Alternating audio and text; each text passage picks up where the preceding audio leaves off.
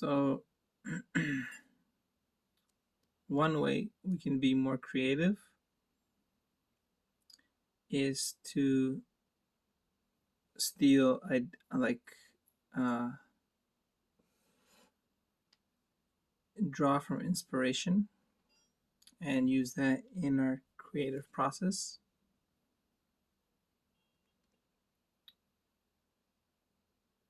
Um,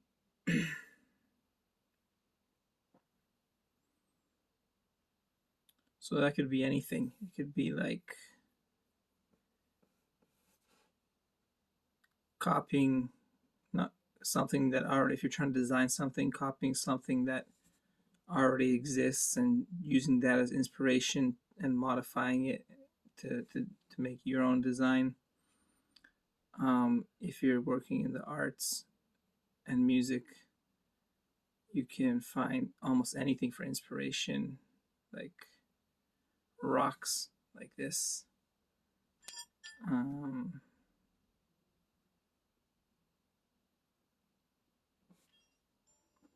Poker chips, like a poker chip could be a source of inspiration. Um, a living person, um, a place,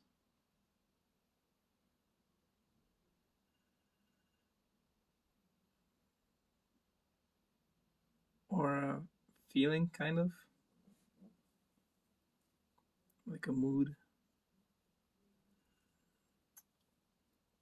And so, to make the connection between your inspiration and your design, all you simply have to do is define your inspiration as much as possible to get a good picture of it, all the aspects of it. For example, the rock, I can say it's green. It's pretty small. It's kind of light. Um, what else can I say about it? That's all from the physical that I can say about it. But then I can say about where the rock is found. So this one was in my room, so it's well cared for rock. And where did it come from? What's its future? So it kind of sits in the room and does nothing. So it's like, so it sits and does nothing, and but it's a very beloved rock. It's well cared for, and part of that could be because it's green and small and light. So that's how I can define the the subject of my inspiration. And then so I use them to like write art, so songs and paintings and whatnot. So you have to know how to do. You have to have your understanding of the medium that you're working in. So, for example, uh, a song has lyrics usually, so words. Those words can rhyme. Those words can be sung, can be like rapped. Um,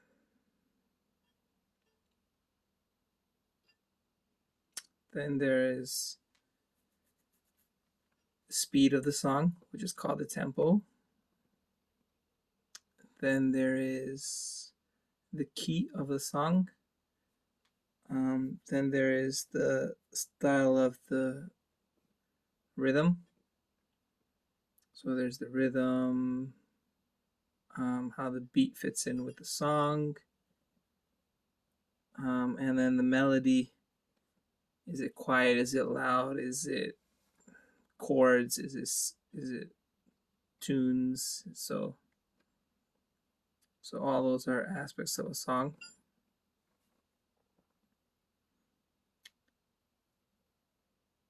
And then I would this gives me, now that I've defined all these aspects, this gives me an area to start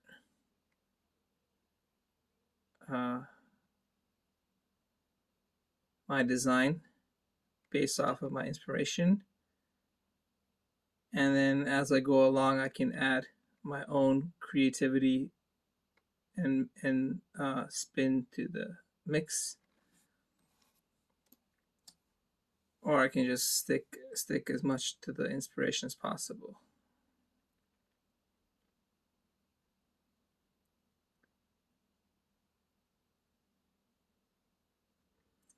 So for example, if I was to write the song about this rock, I always start with lyrics because I don't carry around an instrument 24/7. So lyrics are just words. So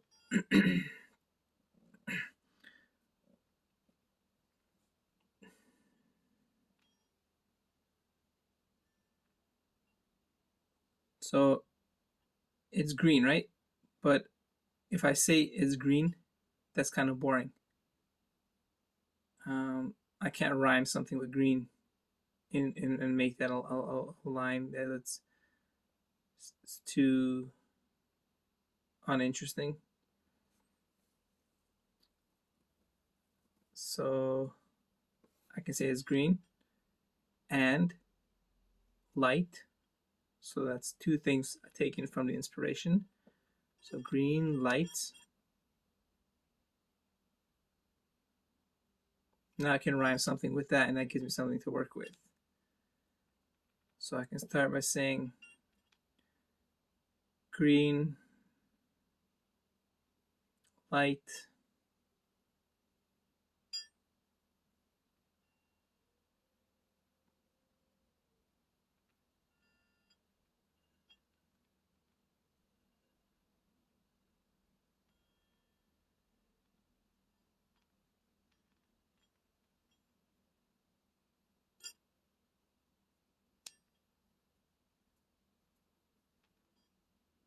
maybe that's not enough. Maybe I can also say it's a sphere. So green, light,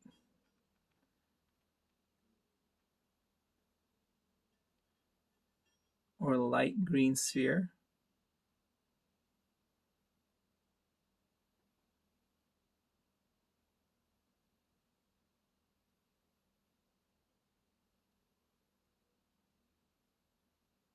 Always here. Light green sphere. Always here.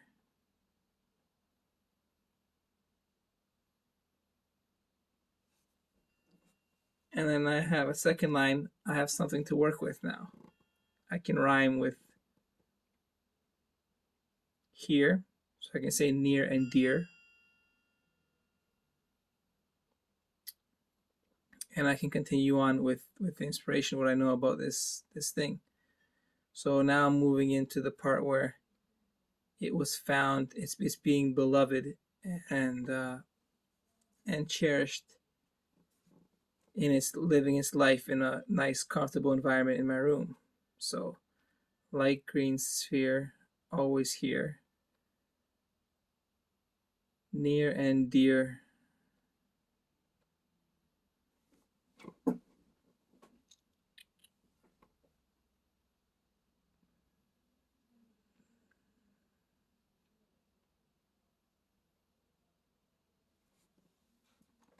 Near and dear, always by my side.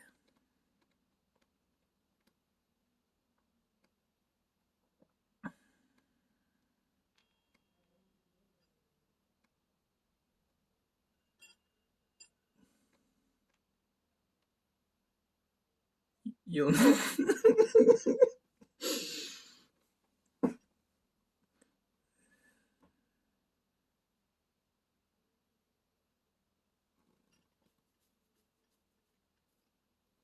I mean, it's a rock, so there's not much inspiration you could take from it. But it maybe if it means a lot to you, you could say the world is big, but you don't have to hide. Um, then you can start talking about what it means to you.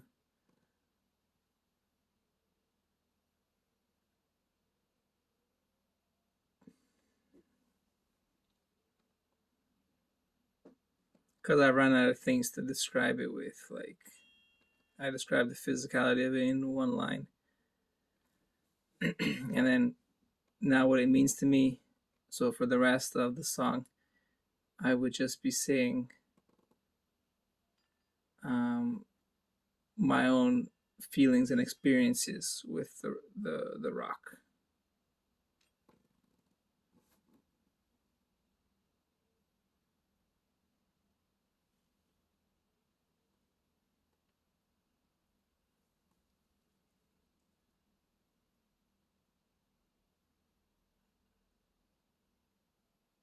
Unless you could also think of what the rock symbolizes.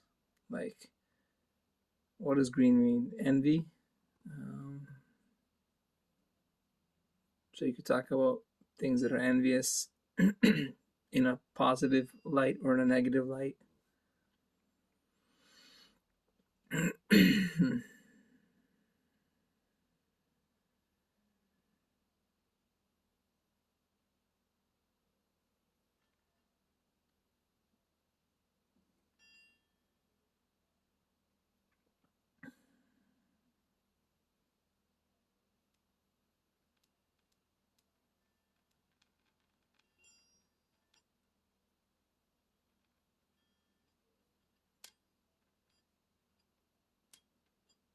You could talk about how there's a million rocks on Earth, but you have this one, and why this one is special.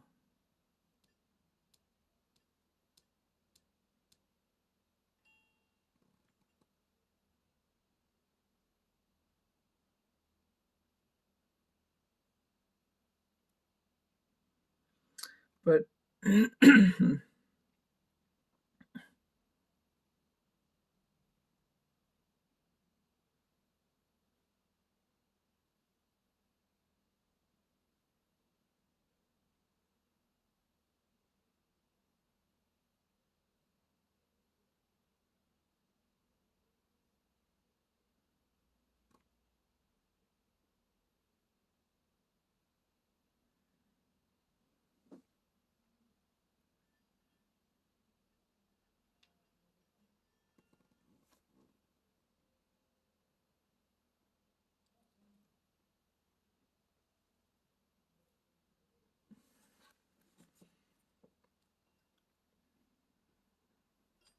yeah, so I guess there's not much to say about the rock, but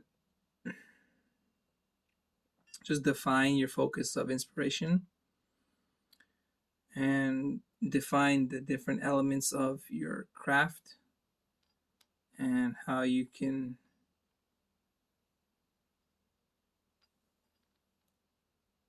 either directly reference your inspiration or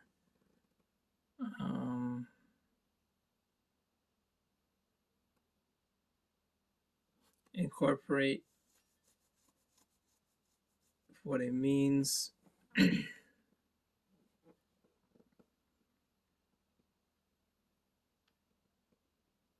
then you'll have starting points. You don't have to just talk all, or whatever, work with just your source of inspiration and copy it completely, but you have starting points, and when you run into blank spaces, you can draw on the inspiration to remember how you want to fill areas of your design.